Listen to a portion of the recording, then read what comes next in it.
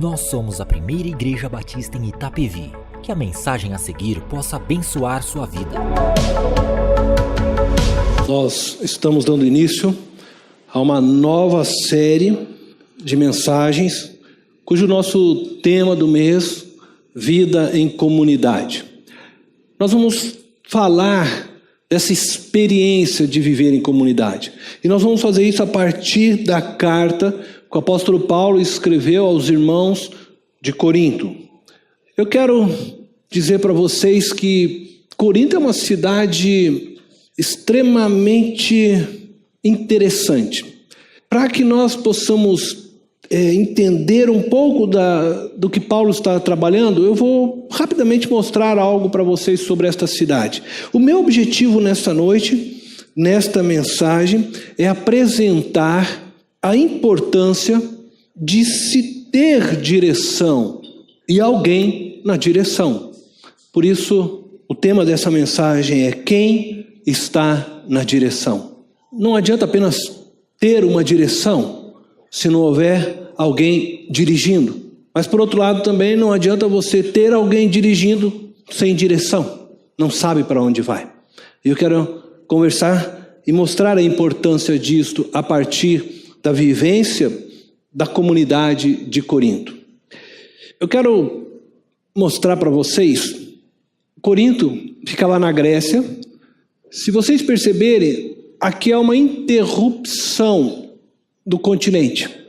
Corinto era uma cidade muito importante, exatamente por causa dessa interrupção. Corinto ligava os dois lados da Grécia. Por isso essa cidade era de extrema importância. Esse é o canal que vocês estão vendo naquele pequeno mapa. Então, esse canal, hoje, atualmente, chama Canal de Corinto. Naquela época não era esse nome. Essa foto é uma foto, como vocês podem ver, recente, né? Mas esse canal possui, da sua extensão, 6 quilômetros. 6 quilômetros. Então, o que aconteceu? Por que Corinto era uma cidade, vamos dizer assim, tão importante para a história ou para mesmo para o Império Romano? Corinto ela era muito importante pelo fato do quê? Isso aqui eu mostrei só para vocês verem como o canal ele era estreito. O que acontecia? Já na época do Império Romano, que o Império Romano dominava a Grécia, chegavam embarcações e elas então paravam, embarcações grandes paravam aqui, desembarcavam toda a mercadoria, pequenos barcos, mais ou menos como esse, faziam essa travessia de 6 quilômetros e colocavam na outra embarcação que estava então na outra ponta. E isso fazia com que essa cidade fosse importante porque todas essas mercadorias, todo o comércio acontecia devido a este chamado istmo, isto é, esse canal. As pessoas elas não atravessavam e davam a volta por toda a Grécia. Elas chegavam ali e faziam, encurtavam o caminho, né? Encurtavam horas de viagem. Então todo mundo agia dessa forma. E o que acontecia? Então essa cidade tinha um comércio muito grande. Era uma cidade muito rica devido a isso. Porque para as pessoas ir para o lado leste e oeste, elas estavam passando e transitando todas ali. Dentro deste movimento de Corinto, havia um grande templo. Aqui nós estamos vendo uma foto das ruínas, né? Que ficava em cima exatamente daquele istmo que vocês estão vendo aí no mapa. Então, esses templos ficavam mais ou menos, não está aparecendo aqui nas nossas fotos, mas ficava escondido para cá, nesse local. Esse é um templo da deusa Afrodite. E havia também o templo de Apolo. Tanto Afrodite quanto Apolo eram os deuses do quê? Da beleza. Dizem, não se sabe muito bem ao certo, que no templo de Afrodite existiam 1000 sacerdotisas. Alguns acreditam que isso é um pouco de lenda, mas existiam sacerdotisas.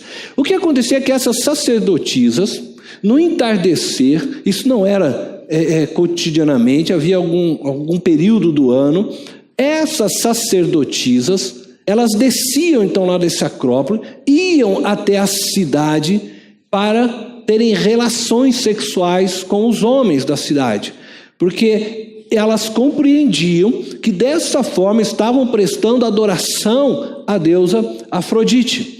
Os historiadores de hoje, os teólogos de hoje falam que era uma prostituição, né? Era uma prostituição sagrada, se assim podemos dizer. Na compreensão daquelas mulheres, era um serviço à Afrodite, a deusa da beleza e do amor. Então, fazer amor era o que se esperava da deusa do amor. E aí elas desciam todas. Essas sacerdotisas, elas tinham as cabeças raspadas.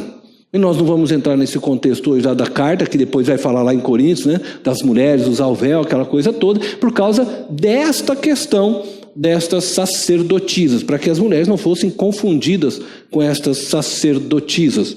Esse é um pouco do contexto. E o apóstolo Paulo chega nessa cidade, uma cidade comercial, uma cidade totalmente depravada, para vocês terem essa noção, né, que as sacerdotisas desciam para estar lá tendo relações sexuais com os homens da cidade, não só com os homens da cidade, mas com todos aqueles homens que passavam por esse comércio, que ali ficavam, né? Então elas acabavam se prostituindo dessa forma com estes homens, de tal forma que o termo corintianizar se tornou popularmente conhecida naquela época como alguém depravado. Paulo então chega nesta cidade, encontra uma cidade depravada, corrupta por causa do próprio comércio, uma cidade totalmente influenciada, vamos dizer assim, por uma cultura pagã, uma cultura distante dos valores e princípios do reino de Deus. E Paulo chega nessa cidade.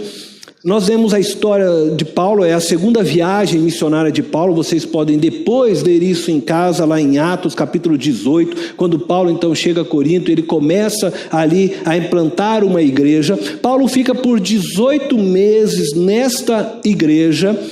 Depois de 18 meses, quando Paulo vai embora, após 3 anos depois, ele escreve exatamente esta carta que nós estamos lendo.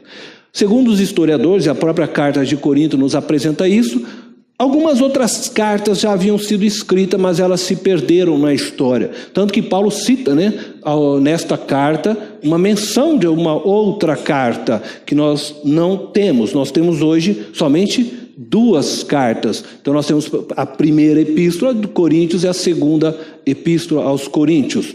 Alguns historiadores afirmam que foram 6 cartas no total escrito. Bom, mas eu quero então com vocês, eu vou direto realmente aqui ao assunto, e eu quero convidar vocês a me acompanhar na leitura de 1 Coríntios, tá? Capítulo 1, verso 10 ao verso 15. Hoje pela manhã, a nossa irmã Regina fez também esta mesma leitura.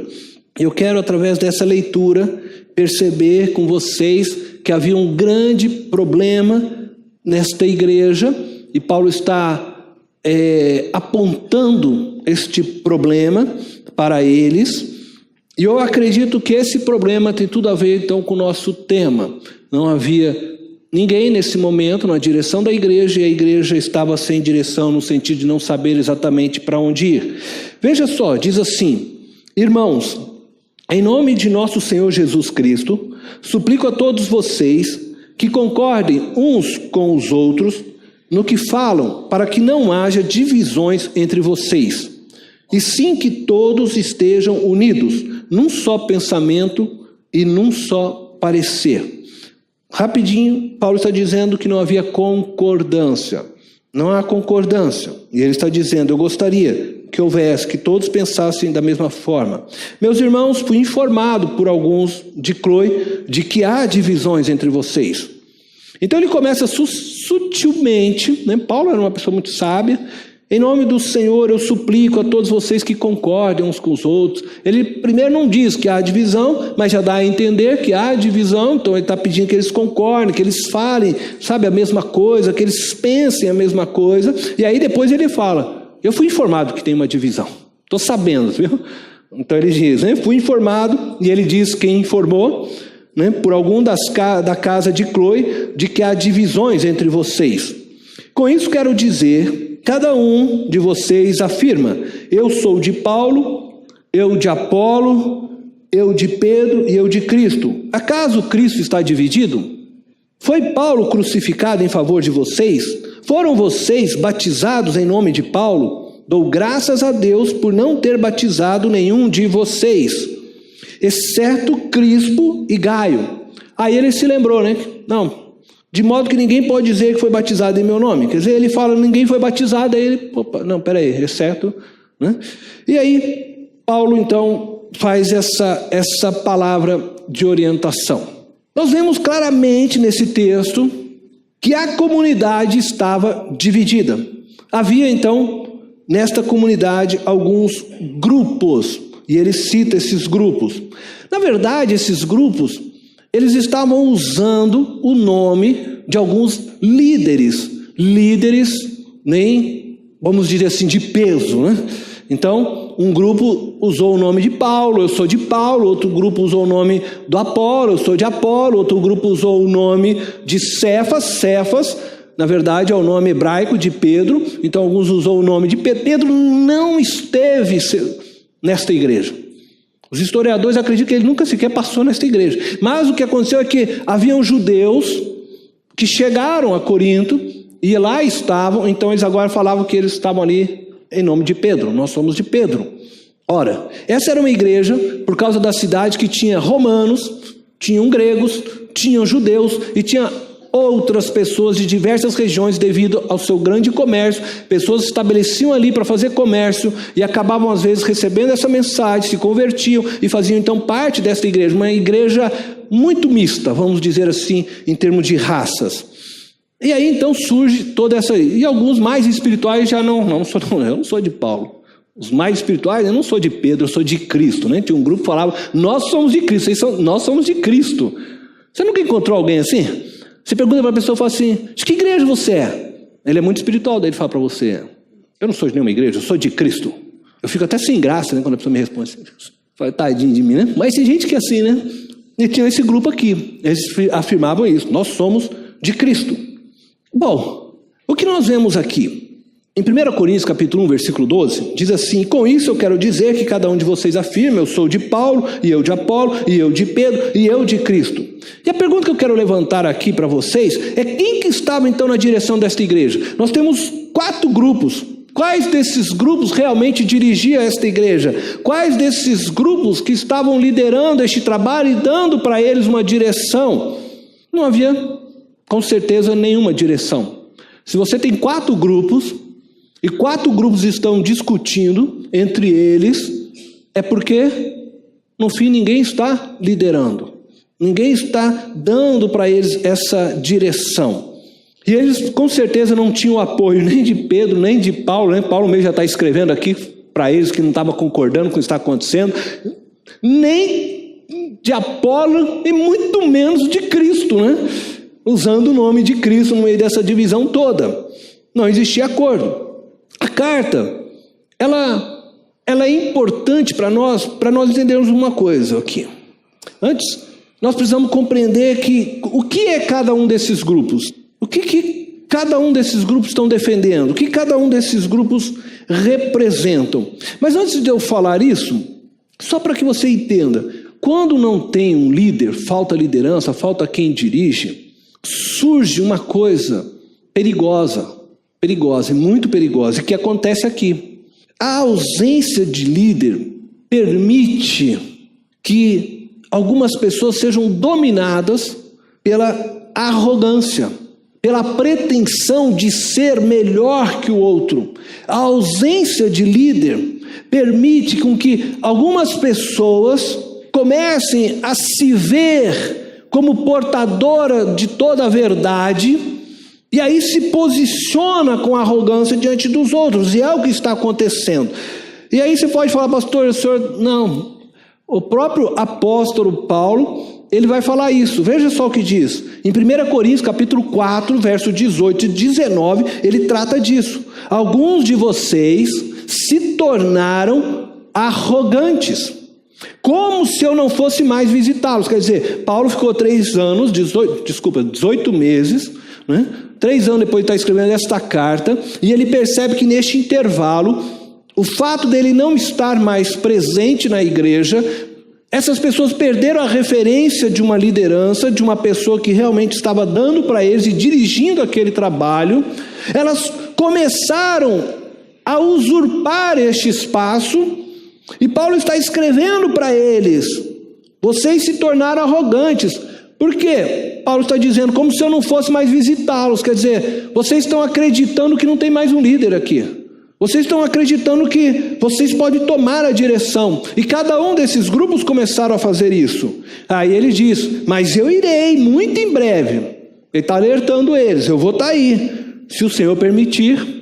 Então saberei não apenas o que estão falando esses arrogantes, mas que poder eles têm. A ideia aí é de que virtude, talvez que influência eles têm. Então Paulo está dizendo que eu vou para acertar essas coisas, eu quero saber o que está acontecendo, mas o que mostra isso para nós e o que nós aprendemos é que a ausência do líder realmente permite com que pessoas acabem querendo ocupar um espaço que às vezes não estão preparadas para ocupar, não foram chamadas para ocupar, e essas pessoas correm o perigo e acabam por se tornar arrogantes, porque elas não têm o discernimento do todo daquilo que Deus está fazendo, como Paulo tinha, ou como talvez o próprio Apolo, ou quem sabe o Pedro tinha, e essas pessoas começam a querer caminhar dentro apenas daquilo que elas têm de conhecimento, de compreensão, de uma verdade, ou talvez de um pedaço da verdade, mas elas querem pôr um pedaço da verdade delas como se fosse toda a verdade, e elas estão correndo aqui um grande risco. Então eu vou mostrar para vocês o que cada um desses grupos estavam defendendo. Na ausência então do líder, surgiram essas facções. O grupo de Paulo era o grupo dos gentios. Eram os gregos que lá estavam, que haviam se convertido, talvez alguns romanos. Paulo pregava o que? O fim da lei. Paulo foi um defensor do fim da lei e liberdade cristã. E provavelmente este grupo degenerou sua pregação para outros fins. E aí, Paulo responde para este grupo: tudo é permitido, mas nem tudo convém. Tudo é permitido, mas nem tudo edifica. Esse grupo começou a achar que, afinal de contas, Cristo já pagou todo o preço dos nossos pecados, já estamos salvos. Paulo diz que não há mais lei sobre nós, e afinal de contas, o que tem de repente a gente abraçar sacerdotisa? Elas que vieram aqui mesmo, né? Paulo, opa, gente, vocês estão fora da verdade. Nem tudo convém, nem tudo edifica. O outro grupo, eu estou resumindo, é o grupo de Apolo. Quem era Apolo? Apolo, ele era um judeu cristão, de Alexandria. Alexandria era famosa como um centro intelectual. Apolo era aquele cara que chegasse aqui, ele pregava com uma sabedoria, que todos nós íamos ficar com a boquinha aberta. Nossa! É esse cara que consegue filosofar e entender e ler aquilo que Deus está revelando através de uma linguagem muito bonita. Bom, os gregos que gostavam, né, de filosofar também viam em Apolo um referencial, e alguns gostavam então mais de Apolo do que de Paulo, porque ele tinha um falar com eles, e sendo ele já mais próximo dessa linha filosófica que os agradava. Então alguns começaram, não, nós somos de Apolo. Eles queriam fazer o quê? Eles queriam filosofar na igreja. Paulo escreve para eles: pois a mensagem da cruz é loucura para os que estão perecendo, mas para nós que estamos sendo salvos é o poder de Deus. Pois está escrito: destruirei a sabedoria dos sábios e rejeitarei a inteligência dos... Paulo não usou luva, né? Foi meio direto mesmo, né? Para eles, porque não é esse o caminho. Bom, nós tínhamos o grupo que nós falamos de Cefas, né? Que é o Pedro. Aí nós tínhamos o quê? Os judeus que estavam habitando neste lugar. Os judeus que estavam morando agora na cidade de Corinto. E esses judeus tinham um profundo apego à lei de Moisés. Eles sempre tiveram, onde Paulo ia, né, parece que esses judeus meio que iam atrás de Paulo, e eles estavam sempre tentando pegar os cristãos que Paulo falava lá de liberdade, de fim da lei, e aí eles falavam, gente, mas não é totalmente assim, nós precisamos firmar aqui a lei. Eles eram então um pessoal um pouco mais legalistas, nós podemos assim chamá-los. Paulo também escreve para eles, não se torne motivo de tropeço, nem para os judeus, eles acabavam escandalizando, né? Até mesmo os judeus, nem para os gregos, nem para a igreja de Deus. Também eu procuro agradar a todos, de todas as formas, porque não estou procurando o meu próprio bem, mas o bem de muitos, para que sejam salvos. Então, ele está dizendo para que eles não ficassem buscando agradar a eles mesmos, tentando trazer as pessoas para dentro da lei que eles achavam correto.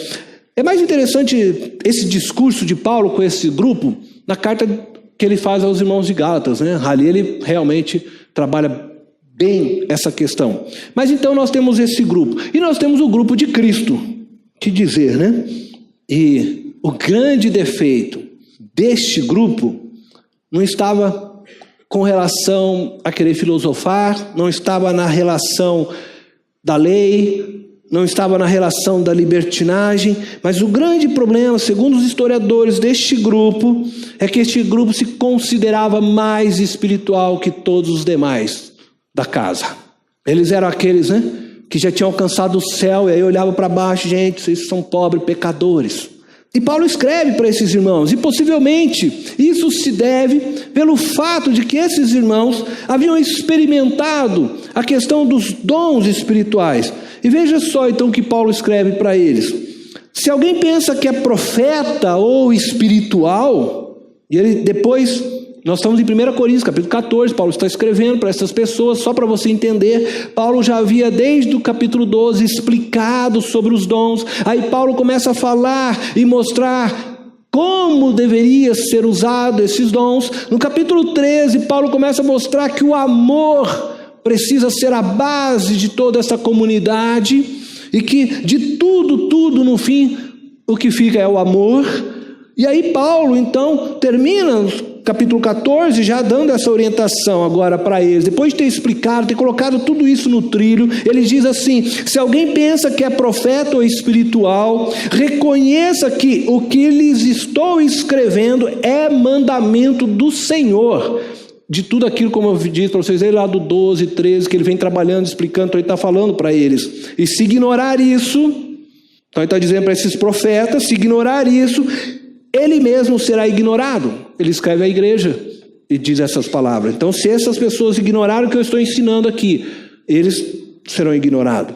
Bom, nós vemos então que nós estamos na igreja de Corinto, uma igreja com divisões, uma igreja com um problema, que aponta que não tinha nesse instante alguém ali para dirigir, e a igreja começa a ser dirigida por algumas pessoas que vão formando os seus grupos e tentando cada um defender a sua maneira de ver, de tal forma, como eu citei aqui mesmo no nosso momento da ceia, que até mesmo quando eles se reuniam para celebrar um momento onde toda a igreja deveria se ver como uma em Cristo, eles estavam divididos. O próprio apóstolo, e nós vemos aqui hoje, esse texto nos fala isso. E outra questão que eu quero apontar para vocês é que as divisões são sinais de uma igreja carnal e infantil, segundo a palavra do apóstolo Paulo. Paulo escreve então em 1 Coríntios, no capítulo 3, verso 1 ao 3. Irmãos, não lhes pude falar como a espirituais, mas como a carnais, como a crianças em Cristo, o que denota que o apóstolo queria ter escrito para esta igreja coisas maiores, coisas para adultos. Daí ele diz: olha, eu não pude falar com vocês como espirituais. Mas se alguém lá se achava muito espiritual, já acabou tudo aqui, né? Já botou todo mundo no chão, né? E aí dei-lhes leite e não alimento sólido, pois vocês não estavam em condições de recebê-lo. De fato, vocês ainda não estão em condições, porque ainda são carnais. E aí ele aponta agora o porquê são carnais. Porque, visto que há inveja e divisão entre vocês, não estão sendo carnais e agindo como mundanos? Essa é uma pergunta que não precisa ser respondida. É aquela, né, que a gente faz quase que afirmando, só para dar uma cutucada ali, né? Paulo, então, com muito jeito faz isso. Afinal de contas, se há divisões entre vocês, vocês são crianças, são infantis. Vocês não entenderam o que Cristo fez na cruz. Cristo uniu judeus e gregos, Cristo uniu escravos e libertos, Cristo uniu patrões e senhores, Cristo uniu todos. E como é que vocês estão se dividindo? Como é que vocês estão se brigando entre vocês e tentando cada um ser melhor no seu entendimento e não percebe que talvez em cada grupo de vocês existem verdades, mas que elas precisam ser conciliadas, equilibradas e compreendidas por todos de maneira correta? É evidente, quando a gente lê esta carta, que Paulo, quando deixou esta igreja, esperava que a comunidade se unisse em torno de Cristo e se enxergassem como membros de um só corpo, e sendo este corpo dirigido então pelo cabeça, Cristo Jesus. Paulo vai embora e ele tem isso em mente. Bom, 18 meses aqui, agora Cristo vai dirigi-los.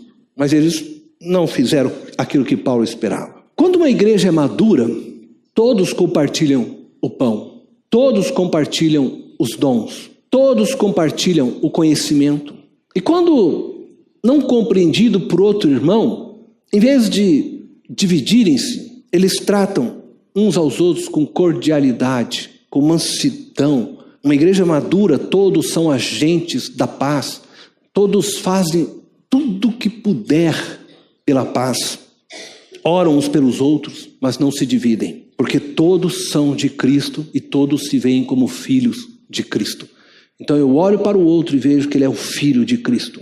E eu sei que eu falho, eu erro, eu sou pecador, então também vou entender que o outro também erra, que o outro também peca, e vou suportar em amor o pecado também do meu irmão. Então não se divide, se une. Todos se veem debaixo da mesma direção, Jesus Cristo.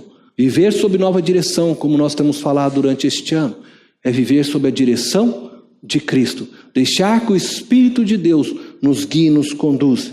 Mas é interessante que o próprio Jesus estabeleceu alguns homens para dirigir seu povo, porque ele sabia da necessidade. Afinal de contas, há em nós uma natureza pecaminosa que está sempre tentando nos empurrar para o lado errado, e Cristo sabia disso, e Cristo então deu à igreja, segundo a palavra de Efésios capítulo 4, Deus deu dons. Isso significa que ele presenteou a igreja com alguns homens, entre estes homens, pastor, ou os pastores.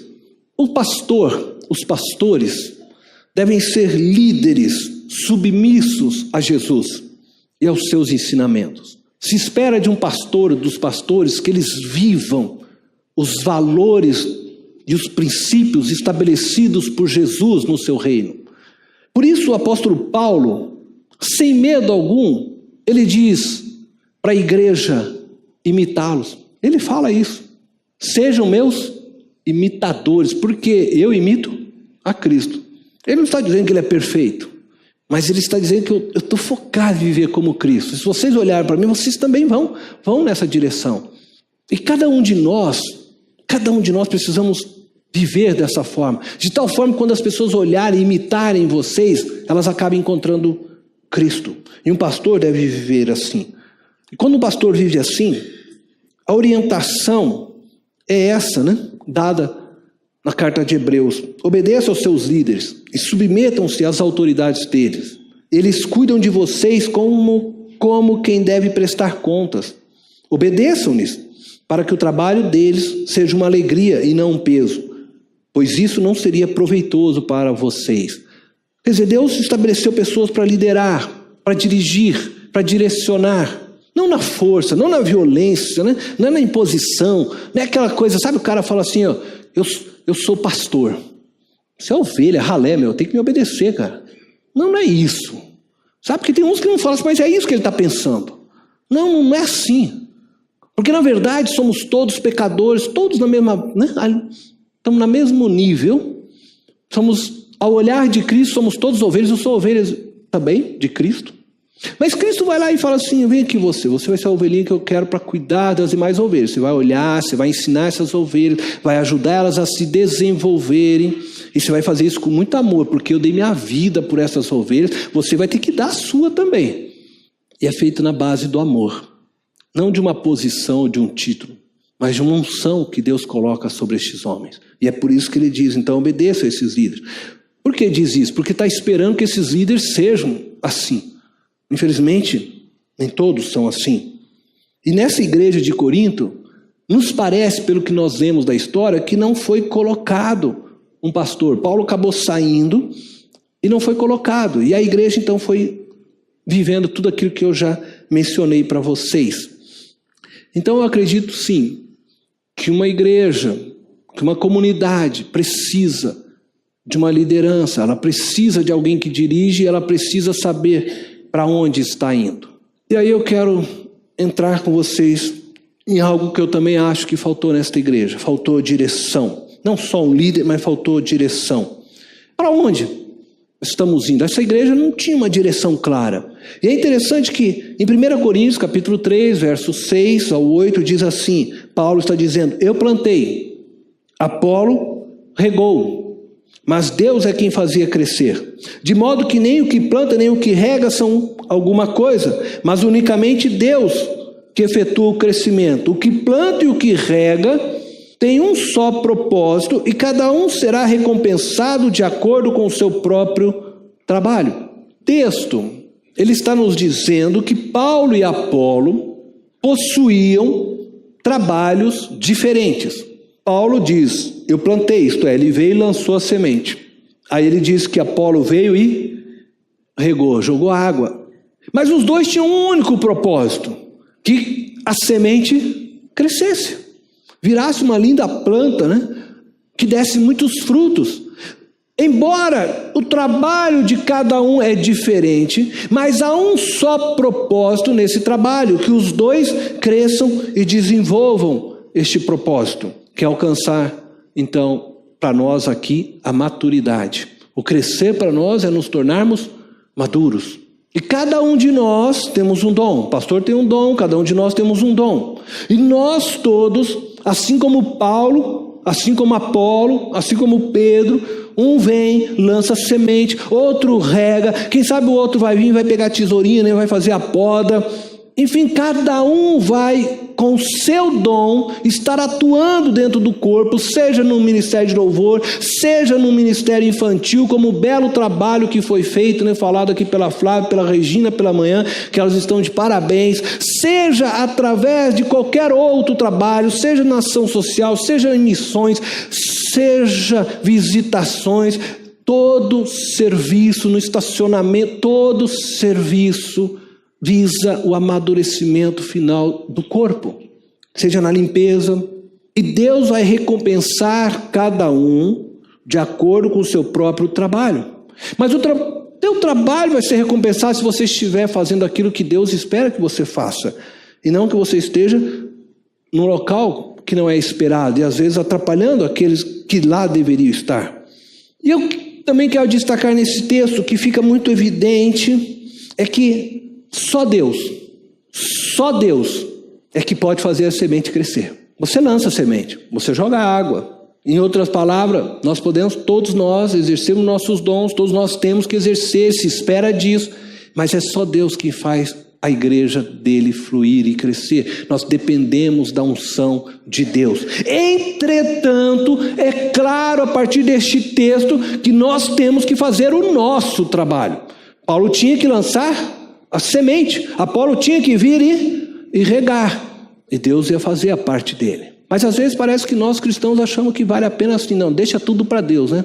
A gente vem, vamos assistir o culto, sento, levanto, peraí, você recebeu um dom, você foi capacitado para Deus para algo, então você deve fazê-lo. Cada um de nós tem um trabalho a fazer. Bom, tanto Paulo quanto Apolo trabalharam, e eles tinham uma certeza, no texto diz para nós, o Senhor os recompensaria no tempo certo, né? O Senhor daria a eles o galardão que aí caberia pelo trabalho que eles fizeram. Nós precisamos compreender isso. É necessário que nós todos tenhamos o mesmo objetivo: edificar a comunidade de Cristo. e mais especificamente, falando agora para nós, edificarmos a nossa comunidade, a PIB. Isso implica em dizer que todos nós aqui queremos trabalhar para que vidas sejam salvas.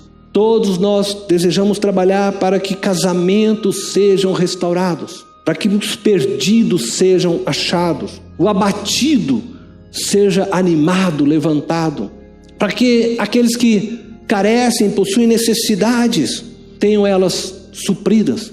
Para isso precisamos todos nos abraçarmos e trabalharmos juntos. E para a realização dessa tarefa, nós precisamos estar alinhados no mesmo objetivo, no mesmo propósito. Eu, orando muito a Deus, eu estou apresentando aqui para vocês agora uma visão para nós que nos dê direção. Mas eu quero ser muito claro, eu estou apresentando, e se a igreja disser, pastor, nós não queremos abraçar essa visão. Então eu vou sair, vou chorar bastante e depois pensar, Deus, o que eu faço? O que o Senhor quer, né? Que a igreja me ajude então a encontrar. Mas orando mesmo, de coração, não estou falando isso para dizer assim, não, vocês têm que abraçar isso que eu estou dizendo. Não, como eu disse, eu não gosto de impor. Eu quero que o Espírito de Deus toque no coração de vocês. Mas eu fiquei pensando, essa é a igreja que Deus tem colocado no meu coração. Ser uma comunidade. Ser uma comunidade significa, e eu pus em negrito já, que nós vamos ser um. Nós vamos ser um. Nos ver como um. Eu vou simplificar. Você quer ver uma comunidade? O que é uma comunidade? Alguém entre nós, né? Vou usar uma irmã só de referência, perde o marido, viúva. O que uma comunidade faz? Abraça, supre, talvez a necessidade, se essa irmã não tem como trabalhar, dependia talvez do marido, a comunidade vai prover aquilo que ele precisava. Meu sonho é que nós sejamos uma comunidade. Sabe uma mãe, e agora ela não tem mais o marido presente, de repente ela não tem na casa, na família dela de sangue, irmãos que possam estar presente e ajudar os filhos a ter uma figura masculina que lhes oriente, que lhes ensine, mas nós somos uma comunidade. E aqui dentro da igreja nós podemos ter pessoas que abracem e ajudem essa mãe a ter uma figura masculina. Ser comunidade é vivermos essa unidade e sabermos que no fim somos todos uma família, uma grande família. Por outro lado, em que cada um de nós possa ser uma expressão do amor de Deus, aonde estiver. Quando você estiver lá no seu trabalho, você ser uma expressão do amor de Deus para as pessoas que lá estão. E você ser uma expressão do amor de Deus é algo muito significativo. E eu não vou entrar em detalhes agora por nosso tempo, mas você deve ser. Eu espero que cada um seja. Na sua casa, marido, você seja uma expressão do amor de Deus para a sua esposa. Esposa, você tem que ser uma expressão do amor de Deus para o seu marido. Pai, você tem que ser uma expressão do amor de Deus para o seu filho. Filho, você tem que ser uma expressão do amor de Deus para os seus pais. Dentro disso, também muita oração. Eu falei, Deus, como que nós vamos viver isso? Nós vamos conectar pessoas a Deus. Porque nós só vamos conseguir ser comunidade, expressão desse amor, se nós estivermos conectados com Deus. E a ideia é que nossa missão, nossa tarefa seja essa, de conectar pessoas a Deus. E após conectá-las a Deus, torná-la também uma agente de conexão. Mais uma para conectar outros a Deus. Nós queremos trabalhar, essa é a proposta de nós termos nossa direção, nós focarmos. Os ministérios estariam trabalhando com esse pensamento. Como que nós fazemos tudo isso? E aí eu fiquei pensando, como nós vamos cumprir essa missão e alcançar essa visão? Servindo, é o servir. Outro dia eu explico isso, mas eu peguei a palavra servir e o que é servir? Socializar. Há muitas pessoas que elas precisam de se tornarem cidadãos, aprender a ser cidadã. Nós precisamos ajudá-la a sair das margens da sociedade e colocá-la dentro da sociedade. E talvez nós temos um grande ministério que é a Escola Batista, um ministério que ajuda a fazer isso, formando crianças que serão amanhã futuros doutores, advogados, engenheiros, que serão amanhã, quem sabe, vereadores, prefeitos dessa cidade, e que nós queremos capacitá-los a serem cidadãos a partir dos valores e princípios do reino de Deus. Investir no ministério da escola é investir em cidadãos do reino de Deus. Nós temos lá a aula religiosa, que não tem outra escola se não for uma escola cristã como essa. Ensino, se nós queremos levar pessoas a se tornarem como Cristo. Reconciliar, que é a nossa missão, conduzir pessoas a Cristo, conectá-las a Cristo. Valores, integrar os valores e princípios do reino às nossas vidas. Nós precisamos viver os valores e princípios do reino. Integração, levar as pessoas ao batismo e membresia. Relacionamentos, ajudar as pessoas a construírem relacionamentos saudáveis. Ajudar maridos e mulheres a terem relacionamentos saudáveis. Ajudar pais e filhos a terem relacionamentos saudáveis. Ajudarem patrões e empregados a terem relacionamentos saudáveis. Nós queremos servir. Como Cristo serviu, nós possamos servir. Essa é a nossa ideia. Então nós queremos ser uma igreja que tenha direção e que saiba para onde está indo. E que você possa fazer parte desta história. Que você possa fazer parte deste projeto. Todos os ministérios visam alcançar isto. Nós queremos trabalhar para isto. E este não pode ser o sonho do Cornélio. Este tem que ser o sonho da nossa igreja. Tem que ser o teu sonho. Eu quero que você abrace isso junto comigo. Essa visão e essa missão tem que estar encarnada em cada um de nós. Não existe outro meio. Não existe outro meio. E se você perguntar, pastor, isso tudo eu vou dizer para você. Está tudo explícito na palavra de Jesus. Façam discípulos. Façam discípulos. É fazer pessoas como Cristo. Está aí. O que vai dar nesse resultado. Neste ano nós estamos aí nos rendendo totalmente à direção de Jesus. Nós estamos nos submetendo a uma nova direção. E este é o desafio para você. Deixa Jesus Cristo dirigir a sua vida. Se engaje na comunidade. Vida em comunidade. Faça parte deste sonho. Feche os teus olhos. Deus eterno, quero te agradecer por tua palavra, por tua direção, por teu cuidado, por esta igreja que tem compreendido os teus sonhos, os teus projetos. Quero te agradecer, Deus, porque eu sei que o Senhor tem grandes coisas para fazer em nosso meio. Te agradecer porque o Senhor é quem está na direção. Nós queremos apenas sermos instrumentos. Queremos ser levados pelo vento do teu Espírito, Senhor. Navegar nas tuas ondas. Conduza-nos, ó Deus, a cada um, no nome de Jesus. Amém. Esta foi mais uma mensagem especial da Primeira Igreja Batista em Itapevi. Que Deus te abençoe.